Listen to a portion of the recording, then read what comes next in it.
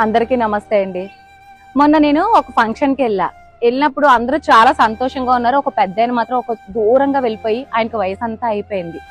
చాలా దిగాలుగా కూర్చొని ఉన్నారు. నాకు చాలా బాధ అనిపించి ఆయన దగ్గరికి వెళ్ళి, ఏంటి పెద్దాయన ఇంత దిగాలుగా కూర్చున్నారు, ఏమైనా నేను హెల్ప్ చేయగలనా మీకు అని అడగగానే ఆయన ఇటు రా అమ్మా అని నా ముందు కూర్చో అని చెప్పి నా కళ్ళల్లో కళ్ళు పెట్టి చూస్తూ నా తల ఇలా చేత్తో నిమురుతూ, నేను వయసులో ఉన్నప్పుడు నా ఓపిక ఉన్నంతకాలం ఎవ్వరు ఏది అడిగినా కాదనకుండా నా పిల్లలకి, నా చుట్టూ ఉన్న వాళ్ళకి అందరికీ సహాయం చేస్తూ వచ్చాను. ఈ రోజు ఇలా ఒంటరిగా మిగిలిపోయాను. నా ముందు వెళ్తూ ఉన్న వాళ్ళందరూ నన్ను అదొకలా చూస్తూ హేళనగా మాట్లాడుకుంటున్నారు. నాకు చాలా బాధ అనిపిస్తుంది అని కళ్ళల్లో నీళ్లు చిమ్ముకుంటూ ఆయన చెప్పాడు. అది చూసి నాకు చాలా బాధ అనిపించి, అయ్యో పెద్దాయన, ఈ రోజుల్లో మంచి చెడు మనుషులకి ఎవ్వరికీ అవసరం లేదు. వాళ్ళ అవసరాల కోసం మనం మంచివాళ్ళం అయిపోతాము, వాళ్ళ అవకాశాల కోసం మనం చెడ్డవాళ్ళం కూడా అయిపోతాము.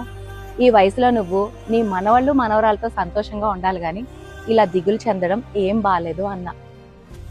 ఆ పెద్దాయన ఏదో వింటూ నవ్వలేక నవ్వుతూ అలాగే ఉన్నారు. కానీ నిజమే కదా, ఈ వయసులో ఆయనకి ఆనందం కావాలి కానీ బాధ ఎందుకు మిగిల్చడం? ఒక్కసారి ఆలోచించండి. మనం మాట్లాడే మాట ఎదటి వాళ్ళని సంతోష పెట్టకపోయినా పర్వాలేదు కానీ బాధ మాత్రం కలిగించుకోదు.